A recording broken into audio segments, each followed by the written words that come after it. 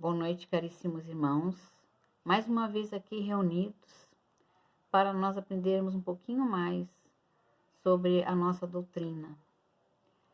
Vamos fazer a nossa oração inicial. Vamos agradecer a Deus, primeiramente, nosso Pai, por toda a proteção que nós temos. Agradecer a Jesus por esses ensinamentos que nos deixou há mais de 2000 anos. Ensinamentos que até hoje são preciosos em nossa vida. Vamos agradecer ao mentor do Lar Espírita Aurora de Luz, ao anjo protetor, aos espíritos que vêm nos intuir, nos ajudar, nos proteger, e também aqueles que vêm para aprender um pouquinho mais conosco e estudando juntos, conseguimos aprender bastante, né? Essa doutrina maravilhosa que foi deixada por Jesus. Então, meus irmãos, hoje o tema vai ser sobre o título é Neio Lúcio e 2 pontos, Evangelho no Lar, né? Nós sabemos a importância do Evangelho no lar e quantas mensagens vêm através dele quando as famílias estão reunidas, né?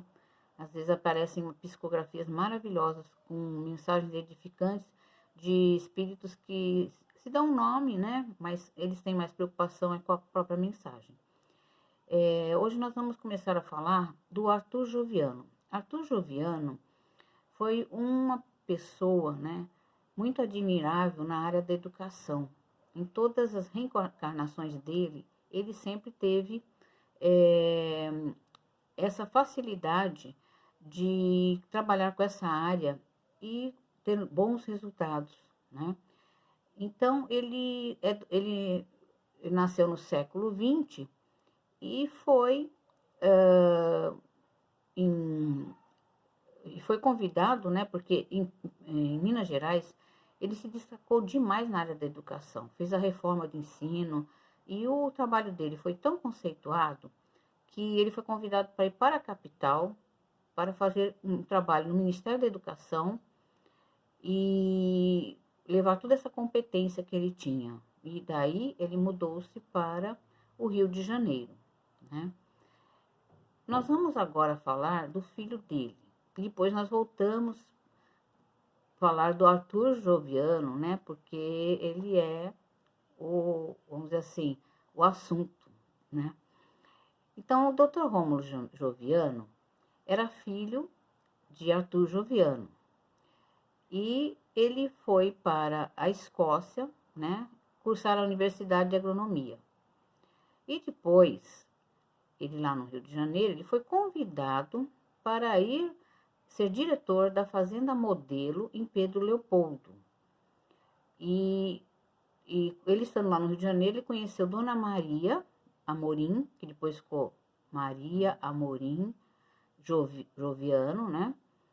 E a Dona Maria, ela tinha uma doença que foi curada pelo espírito português, aliás, pelo médium português, era um médium, Inácio Bittencourt, que era muito famoso, e a partir dessa cura que ela conseguiu, ela se tornou espírita.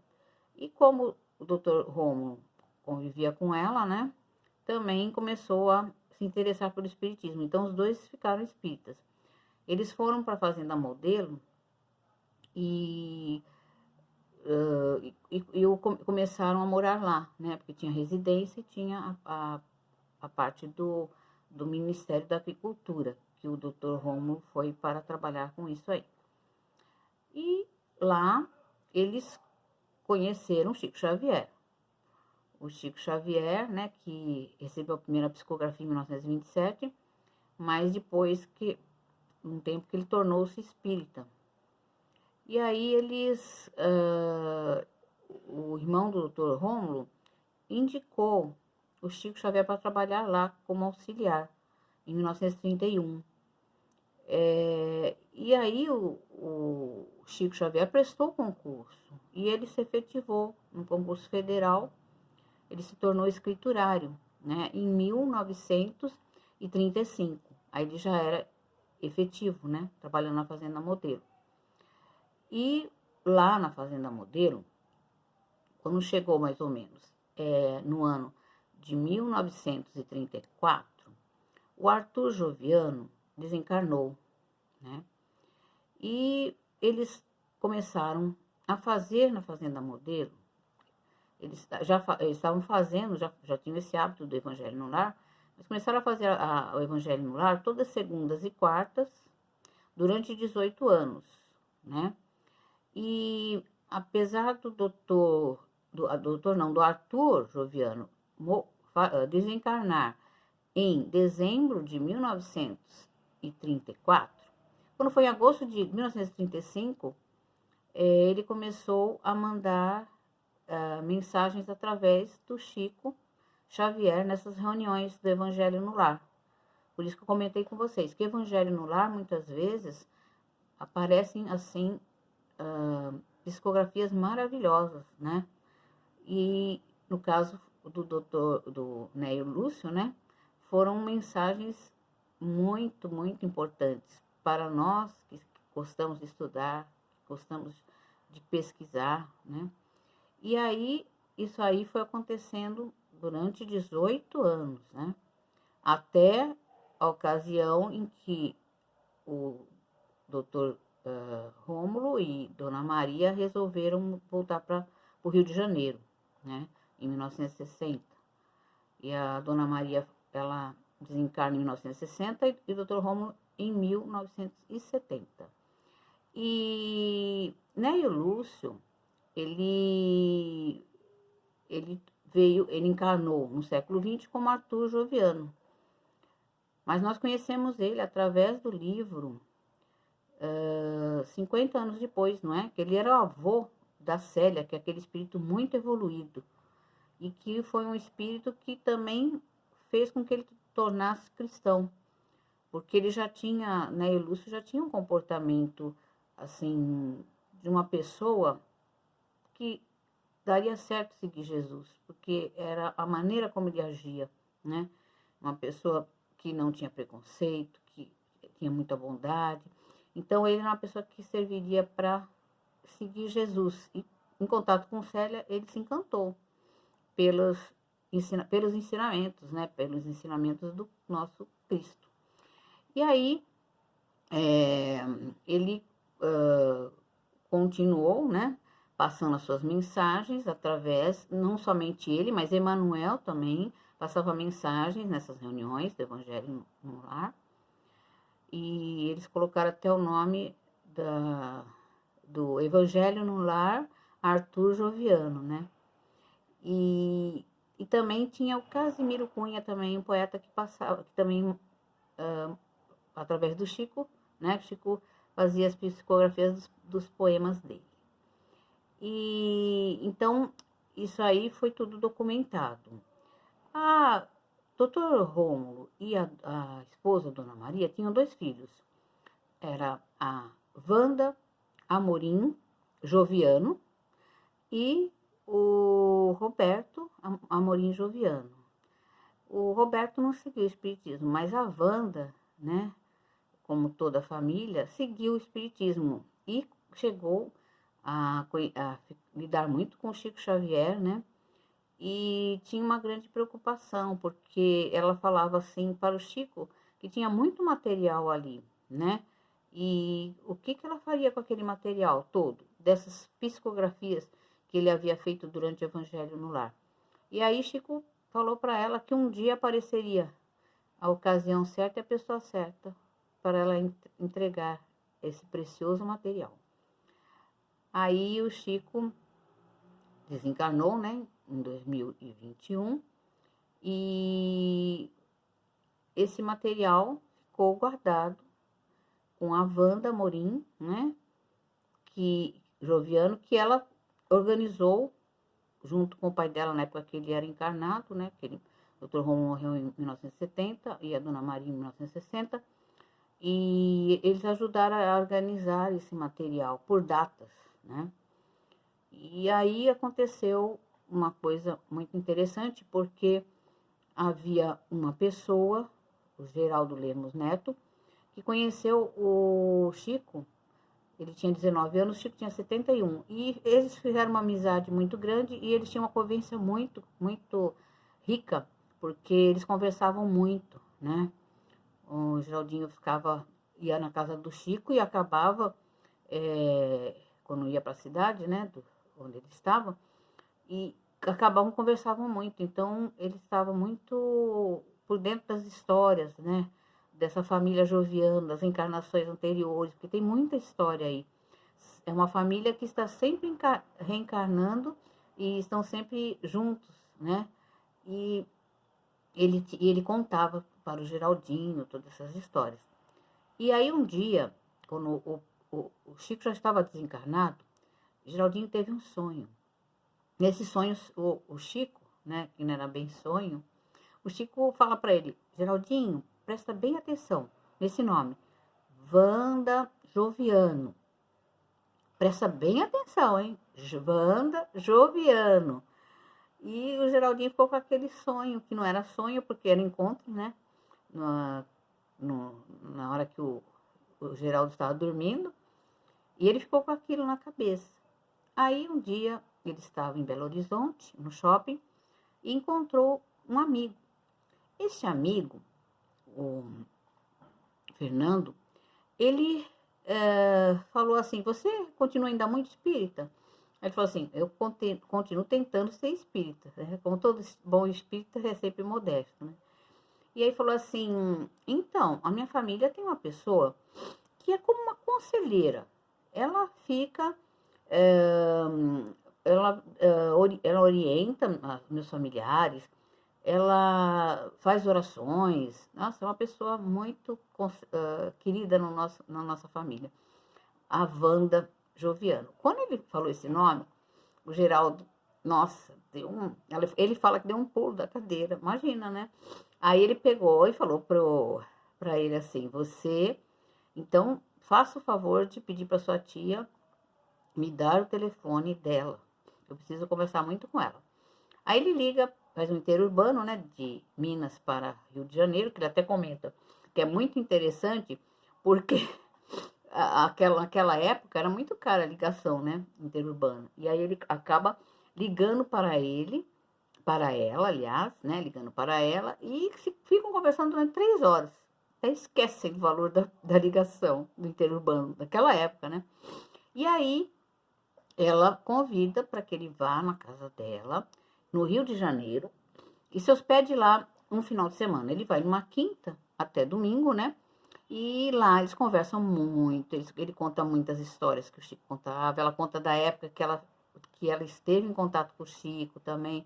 Foi uma troca, assim, preciosíssima, né? De material, né? Material, assim, em áudio, né? Aí, no caso, ela chega e fala para ele assim: vem aqui, vou te mostrar uma coisa. Vai no quarto que ele estava hospedado e abre um armário. Nesse armário havia muito material. E ela fala assim: esse material do nosso Evangelho no Lar, que nós fazíamos, né, durante 18 anos. Eu guardei esse material, minha mãe, meu pai ajudaram a organizar, né, por datas. E aí eu perguntei para o Chico, e o Chico falou que apareceria o momento certo, a pessoa certa. E agora eu já sei quem é, né? Então, tudo foi preparado pela espiritualidade. Aí o Geraldo falou que era muito material, mas seria dar um jeito de arrumar um transporte para buscar esse material. E aí ele leva esse material para Minas, né? Para editar. E nesse material saiu como ela como organizadora, né? E ele como editor. Então, tem os livros, dessas reuniões tem os livros. Sementeira de Luz, Sementeira de Paz, Colheita do Bem, né? Que é este aqui, ó, Colheita do Bem. Este é o último. Esse é o terceiro, né? Mas todos assim, ó, todos com 600 páginas de textos escritos, né? Pelo Neio Lúcio. Então, é um material riquíssimo. E também o Neio Lúcio, através do Chico, escreveu Pérolas da Sabedoria, que são coletâneas de frases que ele escrevia, né? Então, e tem também livros dele, infantis, tem outras literaturas dele. Tem também esse aqui que é maravilhoso, que é Jesus no Lar. Esse livro do Neio Lúcio, através do Chico, né? Maravilhoso. Esse livro aqui, ele fala das reuniões que Jesus fazia em Cafarnaum, na casa de Simão Pedro, em que Jesus dá muitos ensinamentos, né, para os seus apóstolos. E então ele é um livro muito enriquecedor, é um livro maravilhoso para a gente ter no Evangelho no Lar, ler algumas passagens muito interessantes. E esse material, o Geraldinho, como Chico havia pedido, que ele não queria que fosse dividido, que ele fosse tudo editado num lugar só, que foi o que aconteceu, de acordo com o desejo dele, né? E aí nós vamos passar algumas informações sobre Neio Lúcio. Neio Lúcio, ele desencarnou e ele foi muito bem recebido no mundo espiritual, pelo trabalho que ele fez, né, na área de educação, na área de evangelização, e ele foi muito, assim, considerado no mundo espiritual, já é um espírito mais evoluído, né? E ele tinha tanta afeição à sua neta, né, que foi nos 50 anos depois que ela aparece, né, a Célia, é um espírito muito evoluído, e ele pediu então no mundo espiritual que ele se encontrasse com ela, e ele foi atendido. Realmente ele teve um encontro com a Célia, e para ele foi muito assim, edificante, porque ele se ele se tornou cristão, né, foi através dela que foi passando esses ensinamentos. E quando ele desencarnou, ele virou mentor dela, né, naquela ocasião. Então, tudo isso aí está no livro 50 anos depois, que vale muito a pena ler, né? Então, nesses livros, há 2000 anos e 50 anos depois, e Renúncia, são livros que há uma sequência, principalmente nos dois últimos, de pessoas que reencarnam, né? Continuam reencarnando, da mesma convivência. Então, nós temos a Célia que, no Renúncia, ela encarnou como Alcione, um espírito também bem elevado, que já não teria mais que reencarnar, mas que veio para resgatar uma pessoa de sua afinidade, né, que ela tinha muita afinidade, que era o Ciro, né, que não era tão evoluído, mas que ela tinha muita afinidade. E nós vemos que há um quadro nos livros, né, sobre as reencarnações de toda a família, de quando eles aparecem desde há 2000 anos até o livro Renúncia. Os únicos que aparecem como, no caso aqui, do quadro que tem, né, que aparecem assim, há 2000 anos, é o Públio Lentulus, que é Emmanuel, né, que reencarna como Nestório, nos 50 anos depois, Frei Damiano, né, e depois ele vira espírito, o Emmanuel, que vai acompanhar Chico Xavier, né. E o Pompílio Crasso, que é Evídio Lúcio, nos 50 anos depois, na Renúncia ele é Cirilo Davenport, e no século XX é Rômulo Joviano, que é o filho do Arthur Joviano. Então, estão sempre ligados, né? Sempre reencarnados e continuando o trabalho de evoluir, né? Reencarnar para a sua evolução. E estão sempre juntos. E então é muito interessante ler todos os livros históricos que Emmanuel escreveu, pois a gente tem toda essa informação e aí a gente vê como que é importante, né, a reencarnação e como é importante essa história que entrelaça, né? Por exemplo, o Neio Lúcio sempre foi ligado ele sempre foi ligado à educação, né? Então ele já vinha com esse propósito de vida. E ele foi o professor, no livro Renúncia, o professor Jacques Duquesne Davenport. ele já também estava na área da educação. Então, ele veio vindo até o século XX, sempre trabalhando nessa área de educação e fazendo o seu trabalho de uma maneira que se destacou demais, né? E foi reconhecido. E é um espiritual evoluído que, no plano espiritual, o Emmanuel e ele foram convidados para assistir uma palestra do Paulo de Tarso, né? Isso é muito interessante. Então, a gente vê como que o espírito evoluído, né? Ele consegue, assim, essas maravilhas, né? Que até a gente gostaria de ter essa oportunidade. Imagine assistir no mundo espiritual uma palestra do Paulo de Tarso, né? Bom, gente, então, o que eu tinha que contar para vocês é isso. Tem muito mais informação, porque tem cada um da família, em cada livro, que personagem que eles adquiriram, né? Mas aí seria muito longo, e a gente vai fazendo aos poucos. Mas eu recomendo que todos leiam, todos tenham. São vários, há 2000 anos, né? Que é maravilhoso também. Depois nós temos 50 anos depois, né? 50 anos depois. E o terceiro, que é Renúncia. Então, são livros que vale a pena a gente ter. São livros históricos, né? Romances históricos. A gente aprende muito. Até com os costumes da época, nós aprendemos também as noções da doutrina, mas também aprendemos, são conhecimentos gerais, né? Então, vamos agradecer a Deus por nós estarmos aqui. Pedimos a Deus, a Jesus, a Dr. Bezerra, que abençoe todos os lares com paz, saúde, harmonia, esperança e fé. Que nós possamos vencer esses momentos difíceis que estamos passando, mas que tudo passa, como disse Maria de Nazaré.